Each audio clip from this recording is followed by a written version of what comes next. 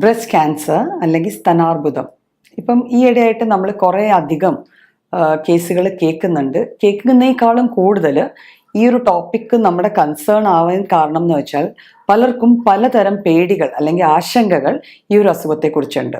സ്ത്രീകളിൽ പ്രത്യേകിച്ചും അതിന് പ്രത്യേക കാരണങ്ങളും ഉണ്ട്. അതായത് ഒരു ബ്രസ്റ്റ് ക്യാൻസർ ഒരു വ്യക്തിയുടെ ബോഡിയിൽ ഡെവലപ്പ് ചെയ്യാൻ തുടങ്ങിക്കഴിഞ്ഞാൽ അതിൻ്റെ സിംറ്റമറ്റോളജി അല്ലെങ്കിൽ അതിൻ്റെ ലക്ഷണങ്ങൾ കാണിച്ചു തുടങ്ങാൻ ഏകദേശം ഒരു 2 മുതൽ 5 വർഷങ്ങൾ വരെ എടുക്കാം. അതായത് ഒരു ക്യാൻസർ സെൽ ഏകദേശം 30 പ്രാവശ്യം ഡിവൈഡ് ചെയ്ത് കഴിഞ്ഞാൽ മാത്രമേ അത് ബ്രസ്റ്റ് ക്യാൻസറിൻ്റെ ഫീച്ചേഴ്സ് അല്ലെങ്കിൽ അതിൻ്റെതായ ലക്ഷണങ്ങൾ കാണിച്ചു തുടങ്ങത്തുള്ളൂ. അപ്പോൾ ഇത് തന്നെയാണ് കാരണം പലർക്കും ചെറിയ ചെറിയ സംഭവങ്ങൾ ഉണ്ടായാൽ തന്നെ എനിക്ക് ബ്രസ്റ്റ് ക്യാൻസർ ആണോ, നമ്മുടെ ചുറ്റുവട്ടവും കേൾക്കുന്നുണ്ടല്ലോ, ഒരു കുഴപ്പവും ഇല്ലാതെ ഇരുന്ന ഇന്ന വീട്ടിലെ അല്ലെങ്കിൽ ഇന്നടുത്ത ഒരു വ്യക്തിക്ക് ബ്രസ്റ്റ് ക്യാൻസർ ആണെന്ന് ഡയഗ്നോസ് ചെയ്തല്ലോ. പിന്നെ ക്യാൻസർ എന്ന വാക്കിന് അതിൻ്റെതായ ഇമ്പോർട്ടൻസ് ഉണ്ട്, അതിൻ്റെതായ പേടികളും ഉണ്ട്. അപ്പം അതുകൊണ്ട് തന്നെ ഈ ഒരു ടോപ്പിക്ക് വല്ലാതെ ഇമ്പോർട്ടൻസ് നമ്മുടെ ഇടയിൽ ഈ ഇടയായിട്ടുണ്ട്. നമുക്കറിയാം എല്ലാ ക്യാൻസേഴ്സും അത്യാവശ്യം നമുക്ക് ഒരു ഡെഡ് എൻഡ് എന്നാണ് നമ്മളെല്ലാവരും വിശ്വസിക്കുന്നത്. പക്ഷെ ബ്രസ്റ്റ് ക്യാൻസറിൻ്റെ കേസിൽ ഈ പറഞ്ഞ പോലെ ബ്രസ്റ്റ് ക്യാൻസറിൻ്റെ ഡിവിഷൻ നടന്ന് ആ ഡിസീസ് എസ്റ്റാബ്ലിഷ് ചെയ്യാൻ എത്ര കാലം എടുക്കുന്നുവോ അത്രയും തന്നെ കാലം അതിന് സർവൈവൽ റേറ്റ് ഉണ്ട്. അതായത് ഒരു അസുഖം നേരത്തെ കണ്ടെത്തിയാൽ നമ്മളത് നേരാവണ്ണം ചികിത്സിച്ചു കഴിഞ്ഞാൽ നമുക്ക് പലപ്പോഴും ഒരു വ്യക്തിയുടെ നോർമൽ ജീവിതം തുടർന്നു കൊണ്ടുപോകാൻ പറ്റും. അപ്പോൾ അത് തന്നെയാണ് അതിൻ്റെ ഇമ്പോർട്ടൻസും. അതുകൊണ്ട് നമ്മൾ എത്രയും പെട്ടെന്ന് അത് ഡയഗ്നോസ് ചെയ്താൽ നമുക്കത് നന്നായിട്ട് മാനേജ് ചെയ്ത് പോകാൻ പറ്റും. അപ്പം നമുക്ക് നോക്കാം എന്തുകൊണ്ടൊക്കെയാണ് ബ്രസ്റ്റ് ക്യാൻസർ വരുന്നത്, അല്ലെ? പലരും ചിന്തിക്കാറുണ്ട് എന്താ ഇതിൻ്റെ കാരണങ്ങൾ എന്തൊക്കെയാണ്. അപ്പോൾ പ്രത്യേകിച്ച് ഇന്ന കാരണം കൊണ്ട് ബ്രസ്റ്റ് ക്യാൻസർ വരും എന്ന് നമുക്ക് പറയാൻ പറ്റില്ല.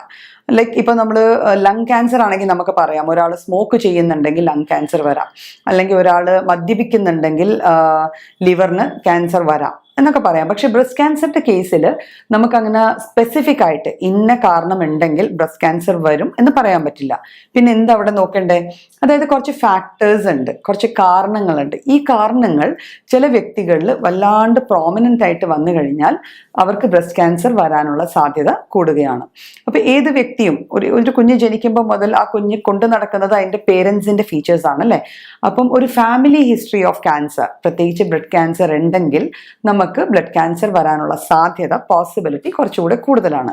അപ്പോൾ അവിടെ ഒരു ജനറ്റിക് ഫാക്ടർ വർക്കൗട്ട് ചെയ്യുന്നുണ്ട്.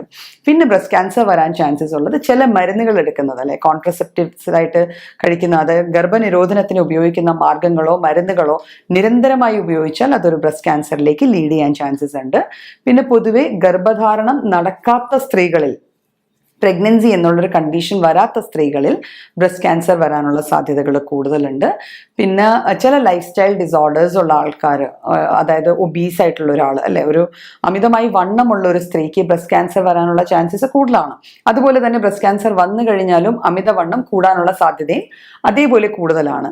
അപ്പോൾ ഇതൊക്കെയാണ് നമ്മൾ പ്രത്യേകിച്ച് കാരണങ്ങൾ എന്ന് പറയും. പിന്നെ ചില മരുന്നുകളുടെ ഇൻടേക്ക്, റേഡിയേഷൻസിനോടുള്ള എക്സ്പോഷർ, നിരന്തരമായ റേഡിയേഷൻസിനോടുള്ള എക്സ്പോഷേഴ്സ്, പിന്നെ ഈ പറഞ്ഞ പോലെ നേരത്തെ പറഞ്ഞ പോലെ ചില മരുന്നുകൾ കഴിക്കുന്നതുകൊണ്ടൊക്കെ നമുക്ക് ബ്രസ്റ്റ് ക്യാൻസർ ഒരു വ്യക്തിയിൽ കാണപ്പെടാനുള്ള സാധ്യതയുണ്ട്. പെർഫെക്റ്റ് ആയിട്ട് വരണം അല്ലെങ്കിൽ തീർച്ചയായിട്ടും വരണം എന്ന് നമുക്ക് പറയാൻ പറ്റില്ല.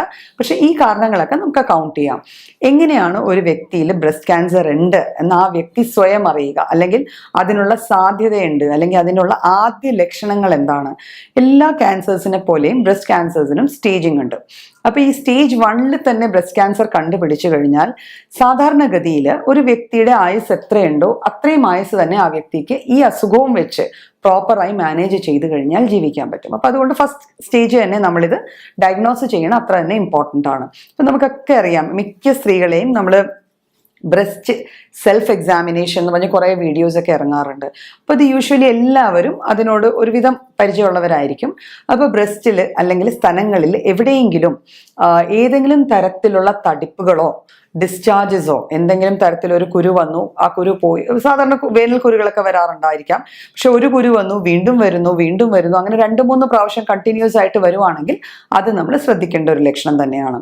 പിന്നെ സ്കിന്നിൻ്റെ കളർ ചേഞ്ചസ്, വലിപ്പത്തിലുണ്ടാകാവുന്ന വ്യത്യാസങ്ങൾ, അവിടെ എന്തെങ്കിലും ഇപ്പോൾ ഓറഞ്ച് പീൽ അപ്പിയറൻസ് എന്നൊക്കെ പറഞ്ഞ് ബ്രസ്റ്റ് ക്യാൻസറിനൊരു സ്പെസിഫിക് ആയിട്ടൊരു കണ്ടീഷൻ പറയാറുണ്ട്. അതായത് ഓറഞ്ചിന്റെ തൊലി എങ്ങനെ ഇരിക്കുന്നുവോ അതുപോലെ ഈ സ്തനങ്ങളുടെ ചർമ്മം, അവിടുത്തെ സ്കിൻ ആ രീതിയിൽ ഇരിക്കുക. അപ്പൊ ഇത്തരത്തിലുള്ള ആദ്യ സിംറ്റംസ് ആണ് നമ്മൾ നോട്ട് ചെയ്യേണ്ടത്. അതൊരു വ്യക്തി സ്വതവേ നമ്മളിപ്പോൾ കുളിക്കുന്ന സമയത്ത് സ്ത്രീകൾക്ക് അത് നോക്കാവുന്നതാണ്. ഇത് കൂടാതെ അതിന്റെ നിപ്പിൾസ് അല്ലെങ്കിൽ നിപ്പിൾസിന് ചുറ്റുമുള്ള ഒരു ബ്ലാക്ക് ഏരിയ ഉണ്ട്, ഏരിയോള എന്ന് പറയും. ഈ ഭാഗങ്ങളിൽ ഏതെങ്കിലും തരത്തിലുള്ള കളർ ചേഞ്ചോ അല്ലെങ്കിൽ ഒരു ഡ്രൈനെസ് വരികയോ ചൊറിച്ചിൽ വരികയോ അല്ലെങ്കിൽ കുരുത്ത് വരിക, അവിടെ നിന്ന് ഡിസ്ചാർജ് വരിക, നിപ്പിൾസിൽ നിന്ന് നോർമൽ ഡിസ്ചാർജ് ബ്രസ്റ്റ് ഫീഡിങ് ഉള്ള സമയത്തുള്ള മിൽക്ക് മാത്രമാണ്. അതിന് വിരുദ്ധമായിട്ട് വേറെ ഏതെങ്കിലും സ്റ്റേജ് ഓഫ് ലൈഫിൽ നിപ്പിൾസിൽ നിന്ന് ഡിസ്ചാർജ്, അത് പാല് പോലെ ആവാം, വെള്ളം പോലെ ആവാം, ബ്ലഡി ഡിസ്ചാർജസ് ആവാം. അപ്പൊ ഇങ്ങനത്തെ ഡിസ്ചാർജസ് വരിക, ഇതും ഒരു മെയിൻ ലക്ഷണമാണ്, നമ്മൾ നോട്ട് ചെയ്യേണ്ട ആദ്യ ലക്ഷണങ്ങളിൽ ഒന്നാണ്. ഇത് കൂടാതെ വരാവുന്നത് വേദനകളാണ്. ഏതെങ്കിലും തരത്തൊരു വേദന വരുന്നു, ആ വേദനയ്ക്ക് പ്രത്യേകിച്ച് കാരണങ്ങളൊന്നുമില്ല. ഇപ്പൊ ചിലപ്പോൾ ചില ആൾക്കാർ എന്തെങ്കിലും നമ്മൾ ജോലിയൊക്കെ ചെയ്ത് കഴിയുമ്പം മസിൽ പെയിൻ പോലെയുള്ള പെയിൻസ് ഒക്കെ വരുമ്പം ആ പെയിൻസ് അതിലും കൂടുതൽ നീണ്ടു നിൽക്കുന്നുണ്ടെങ്കിൽ സ്വാഭാവികമായിട്ട് അത് നമ്മൾ ഈ രീതിയിൽ സംശയിക്കേണ്ടതാണ്. പിന്നെ ബ്രസ്റ്റിനോട് ഏറ്റവും അടുത്ത് കിടക്കുന്ന കഴലകൾ, അതായത് നമ്മുടെ കക്ഷത്തിനുള്ളിൽ, സ്ത്രീകളുടെ കക്ഷത്തിനുള്ളിലുള്ള എല്ലാ ഏരിയാസിലും, നമ്മുടെ ബോഡിയുടെ ഓരോ ഏരിയാസിൽ അതാത് ഏരിയാസിൽ കുറച്ച് കടലകൾ അല്ലെങ്കിൽ ലിംഫ് നോഡ്സ് എന്ന് പറയും. ഇവയാണ് ആ ഏരിയയിൽ ഡ്രെയിനേജ് എടുക്കുന്നത്. അപ്പൊ ആ ഡ്രെയിനേജിൽ, അപ്പൊ ബ്രസ്റ്റിന്റെ ഡ്രെയിനേജ് ഏരിയാസ് വരുന്നത് കക്ഷങ്ങളിലാണ്. അപ്പൊ കക്ഷത്തിൽ വേദനയുള്ള കുരുക്കൾ വരിക, അല്ലെങ്കിൽ ഒരു തടിപ്പ് കാണുക, ഇതൊക്കെ ബ്രസ്റ്റ് ക്യാൻസറിന്റെ ആദ്യ ലക്ഷണങ്ങളായിട്ടാണ് കാണപ്പെടുന്നത്. അപ്പൊ ഈ ലക്ഷണങ്ങൾ കണ്ടു കഴിഞ്ഞാൽ ഒരാൾ എന്താ ചെയ്യേണ്ടത്? ഇപ്പൊ നമ്മൾ ബ്രസ്റ്റ് സെൽഫ് എക്സാമിനേഷൻ ചെയ്തു, അപ്പൊ നമുക്കൊരു ഡൗട്ട് തോന്നുന്നുണ്ട്, ഒരു ചെറിയ ലംപ് അല്ലെങ്കിൽ ഒരു ചെറിയ തടിപ്പ് അവിടെ ഉണ്ട്. അപ്പൊ നമ്മൾ ആദ്യം ചെയ്യേണ്ടത് ഒരു ഡോക്ടറെ കണ്ട് കൺസൾട്ട് ചെയ്യേണ്ടത്. അപ്പൊ കണ്ടു കഴിയുമ്പോൾ ചിലപ്പോൾ ഡോക്ടേഴ്സ് കുറെ ഇൻവെസ്റ്റിഗേഷൻസ് ഒക്കെ പറയും. ഈ ഇൻവെസ്റ്റിഗേഷൻസ് കേട്ട ഉടനെ മിക്കവർക്കും സംഭവിക്കുന്നതെന്ന് വെച്ചാൽ അയ്യോ പേടിയാണ്, അല്ലെ, എന്താ ഇത് അങ്ങനെ വല്ലതും ആയിരിക്കുമോ?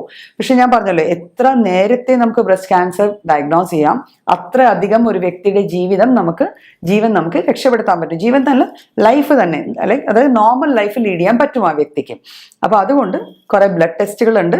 പക്ഷെ ആദ്യ സ്റ്റേജുകളിൽ ബ്ലഡ് ടെസ്റ്റ് എല്ലാം എവിഡന്റ് ആവണമെന്നില്ല. എന്നാലും കുറെ ബ്ലഡ് ടെസ്റ്റുകൾ ഉണ്ട്. ആ ബ്ലഡ് ടെസ്റ്റുകൾ ഡോക്ടേഴ്സ് എഴുതി തരുന്ന മാത്രയിൽ ചെയ്യുക. അതുകൂടാതെ മാമോഗ്രാം എന്ന് പറഞ്ഞൊരു പ്രൊസീജിയർ ഉണ്ട്. ശരിക്കും പറഞ്ഞാൽ യൂറോപ്യൻ കൺട്രീസിലൊക്കെ ഒരു 35 ഇയേഴ്സ് കഴിഞ്ഞാൽ ഒരു റുട്ടീൻ എക്സാമിനേഷൻ ആണ് മാമോഗ്രാം. പക്ഷെ നമ്മുടെ നാടുകളിൽ അങ്ങനെയില്ല. ഇങ്ങനെ സംശയങ്ങൾ ഉണ്ടെങ്കിൽ മാത്രം. ഇപ്പൊ മാമോഗ്രാം ചെയ്യുമ്പോൾ അതൊരു USG പ്ലസ് എക്സ്റേ സ്റ്റഡീസ് ആണ്. അത് ചെയ്ത് കഴിഞ്ഞാൽ അതിൽ ഗ്രേഡിംഗ് ഉണ്ട്, 1, 2, 3, 4 എന്നൊക്കെ പറഞ്ഞിട്ട് ബൈറാറ്റ്സ് ഗ്രേഡിംഗ്. അപ്പൊ ആ ഗ്രേഡിംഗ് വെച്ചിട്ട് നമ്മൾ ഏത് സ്റ്റേജിലാണ് എന്നറിയാൻ പറ്റും. ഒന്നും ഇല്ല എങ്കിൽ അതും നമുക്ക് അതിൽ അറിയാൻ പറ്റും. ഓക്കെ, അപ്പൊ ഇൻവെസ്റ്റിഗേഷൻസ് എപ്പോഴും ചെയ്യുന്നത് നമ്മൾ അസുഖങ്ങളെ ഡിസ്കാർഡ് ചെയ്യാനാണ് എന്നുള്ളത് വേണം നമ്മുടെ മനസ്സിൽ ആദ്യം ഉണ്ടാവുക. അപ്പൊ ഇനി നമ്മൾ അത് കണ്ടുപിടിച്ചു എന്നിരിക്കട്ടെ, first stage of breast cancer ഉണ്ട് എന്നിരിക്കട്ടെ. അപ്പൊ അതിന് പലതരത്തില് കൺസർവേറ്റീവ് ട്രീറ്റ്മെന്റ് ഉണ്ട്, അല്ലെങ്കിൽ നമുക്ക് അതിന് റാഡിക്കലായിട്ട് അത് ലംപ് റിമൂവലോ അല്ലെങ്കിൽ ഗ്ലാൻഡ് റിമൂവലോ, അത് കഴിഞ്ഞ് ഫോളോഡ് ബൈ റേഡിയേഷൻ അല്ലെങ്കിൽ കീമോതെറാപ്പി, ഇത്തരത്തിലുള്ള ട്രീറ്റ്മെന്റ്സ് ഉണ്ട്. മെഡിക്കൽ മാനേജ്മെന്റ് സ്റ്റേജ് ആണ് ഫസ്റ്റ് സ്റ്റേജ്. അപ്പൊ ഫസ്റ്റ് സ്റ്റേജിൽ പലപ്പോഴും ഏത് ടൈപ്പ് ഓഫ് ക്യാൻസർ ആണെന്ന് അറിഞ്ഞു കഴിഞ്ഞാൽ നമുക്ക് മെഡിസിൻസ് കൊണ്ട് തന്നെ അത് ഹാൻഡിൽ ചെയ്ത് ഒരാളെ തിരിച്ച് ലൈഫിലേക്ക് കൊണ്ടുവരാവുന്നതാണ്. ഇൻ കേസ് ആ സ്റ്റേജ് കഴിഞ്ഞു പോയെങ്കിൽ പോലും ബ്രസ്റ്റ് ക്യാൻസറിന്റെ കേസിൽ ഓർക്കേണ്ട ഒരു കാര്യം, ഒരു ബ്രസ്റ്റ് റിമൂവ് ചെയ്താൽ പോലും ഒരു വ്യക്തിക്ക് നോർമൽ ലൈഫ് ലീഡ് ചെയ്യാൻ പറ്റും. പിന്നെ അവിടെ ഒരു വലിയ പ്രോബ്ലം വരുന്ന ഒരു സൈക്കോളജിക്കൽ പ്രോബ്ലം ആണ്, അല്ലെ. ഒരു സ്ത്രീയെ സംബന്ധിച്ചിടത്തോളം ബ്രസ്റ്റ് എന്ന് പറഞ്ഞ ഒരു അഭിമാന ചിഹ്നം പോലെയാണ്. അപ്പം അതെടുത്തു കഴിഞ്ഞാൽ എങ്ങനെയാവും, അത്തരത്തിലുള്ള ആശങ്കകളൊക്കെ ഉണ്ടാവാം. അപ്പൊ അതിന് വേണ്ടത് ഒരു നല്ല ഡോക്ടറെ കണ്ട് കൗൺസിലിംഗ് ചെയ്യുക. ബിക്കോസ് ലൈഫാണ് എപ്പോഴും വലുത്. ഒരാളുടെ ലൈഫിന് കൊടുക്കേണ്ട ഇമ്പോർട്ടൻസ് ആണ് നമ്മൾ പ്രൈമായിട്ട് ചെയ്യേണ്ടത്. അപ്പൊ അങ്ങനെ ഒരു കൗൺസിലിംഗ് സെഷൻ അല്ലെങ്കിൽ ട്രീറ്റ്മെന്റ് അല്ലെങ്കിൽ കൺസർവേറ്റീവ് തെറാപ്പി, ഈ തെറാപ്പീസ് യൂസ് ചെയ്ത് കഴിഞ്ഞാൽ നമുക്ക് ബ്രസ്റ്റ് ക്യാൻസർ വന്ന ഒരു വ്യക്തിയെ പൂർണ്ണമായിട്ടും തിരിച്ച് ജീവിതത്തിലേക്ക് കൊണ്ടുവരാൻ പറ്റുന്നതാണ്. അപ്പൊ എങ്ങനെയാണ് ബ്രസ്റ്റ് ക്യാൻസർ വരാതെ ഇരിക്കാൻ എന്തെങ്കിലും ചെയ്യാൻ പറ്റുമോ എന്നുള്ള ചോദ്യമായിരിക്കുമല്ലോ മിക്കപ്പോഴും എല്ലാവർക്കും വരിക. അപ്പൊ നമുക്ക് ചെയ്യാവുന്ന ചില കാര്യങ്ങളുണ്ട്. അതായത് ഒരു വ്യക്തിയുടെ ഫാമിലി ഹിസ്റ്ററിയിൽ ക്യാൻസറിന്റെ ഹിസ്റ്ററി ഉണ്ടെങ്കിൽ സ്വാഭാവികമായിട്ട് എല്ലാ സ്റ്റേജസിലും, ആദ്യ സ്റ്റേജിന് മുമ്പ് തന്നെ എല്ലാ കാര്യങ്ങളും നമ്മൾ കുറച്ചുകൂടെ കോഷ്യസ് ആയിട്ട്, കുറച്ചുകൂടെ ശ്രദ്ധയോടെ എക്സാമിൻ ചെയ്യണം. ഈ പറയുന്നതിന്റെ അർത്ഥം ഒരിക്കലും പേടിച്ച് ജീവിക്കണം അല്ലെങ്കിൽ സംശയിച്ച് ജീവിക്കണം എന്നല്ല. ഏതെങ്കിലും ഒരു ചെറിയ ലക്ഷണം പോലും നമ്മുടെ ശരീരം കാണിക്കുന്നുണ്ടെങ്കിൽ അതിനോട് നമ്മൾ പ്രോപ്പറായിട്ട് റെസ്പോണ്ട് ചെയ്യണം, അത് പ്രോപ്പറായിട്ട് നമ്മൾ അഡ്രസ്സ് ചെയ്യണം. ഇത് കൂടാതെ നമുക്ക് ഹെൽത്തി ഡയറ്റ് ഫോളോ ചെയ്യാം. ഞാൻ നേരത്തെ പറഞ്ഞല്ലോ, ഒബീസിറ്റി ഒരു കാരണമാണ് പലപ്പോഴും ബ്രസ്റ്റ് ക്യാൻസർ വന്നു ചേരാനായിട്ട്. അപ്പോൾ ഒരു ഹെൽത്തി ഡയറ്റ്, ജങ്ക്സ് കുറച്ച ഒരു ഡയറ്റ്, അതായത് ജങ്ക് ഫുഡാണ് പലപ്പോഴും ഇത്തരത്തിലുള്ള അസുഖങ്ങളിലേക്ക് നമ്മളെ നയിക്കാനുള്ള ഒരു വലിയ പ്രധാനമായ ഒരു കാരണമായി മാറുന്നത്. അപ്പോൾ ഹെൽത്തി ന്യൂട്രീഷ്യസ് ആയിട്ടുള്ള നാച്ചുറൽ ഫുഡ് കഴിക്കുക, ജങ്ക് കാലറീസ് മാക്സിമം കുറയ്ക്കുക, പ്ലസ് ആൽക്കഹോൾ കണ്ടന്റ് ഉള്ള ഫുഡ് ഐറ്റംസ്. ആൽക്കഹോൾ ഇപ്പം നമ്മുടെ നാട്ടിൽ അല്ലാന്ന് പറയുന്നില്ല, എന്നാലും നമുക്കത് സ്ത്രീകളിൽ അത്ര വലിയൊരു കോമൺ കണ്ടീഷൻ അല്ല. എല്ലാവരും ആൽക്കഹോൾ യൂസ് ചെയ്യണ അത്ര കോമൺ അല്ല, മദ്യം കഴിക്കുന്നത് അത്ര കോമൺ അല്ല. യെറ്റ് നമ്മുടെ നാട്ടിലും അങ്ങനെയൊക്കെ ഉണ്ട്. അപ്പം ഈ ആൽക്കഹോൾ കൺസംഷൻ ഏത് വിധത്തിലുള്ളതാണെങ്കിലും അത് മിനിമൈസ് ചെയ്യുക. പിന്നെ ഫുഡിൽ ഒരിക്കലും ഈ സ്മോക്ഡ് ആയിട്ടുള്ള ഫുഡ്, കരിഞ്ഞ ആ ടൈപ്പ് ഓഫ് കുറെ അധികം പ്രോസസ്സ് ചെയ്ത ഫുഡുകൾ നമ്മൾ വേണ്ടാന്ന് വെക്കുക. അപ്പം ഇത്തരത്തിൽ ഹെൽത്തി ഡയറ്റും മോഡറേറ്റ് എക്സസൈസസ് എപ്പോഴും അഭികാമ്യമാണ്. എപ്പോഴും നമ്മളത് ചെയ്യുന്നത് ആഡഡ് പോയിന്റ്സ് തന്നെയാണ്. അപ്പം മോഡറേറ്റ് എക്സസൈസസ്, ഹെൽത്തി ഡയറ്റ്, പിന്നെ നമ്മുടെ ബോഡി സ്ട്രെച്ചറിനനുസരിച്ചുള്ള വെയിറ്റ് മെയിൻറ്റെയിൻ ചെയ്ത് പോയി കഴിഞ്ഞാൽ പലപ്പോഴും നമുക്ക് ഇത്തരത്തിലെ കണ്ടീഷൻസ്, അതായത് നമ്മൾ ഇതിൻ്റെ ഈ സ്റ്റേജിങ്ങിലേക്ക് പോകുന്നതിന് മുമ്പ് നമുക്ക് അവോയ്ഡ് ചെയ്യാൻ പറ്റുന്നത്.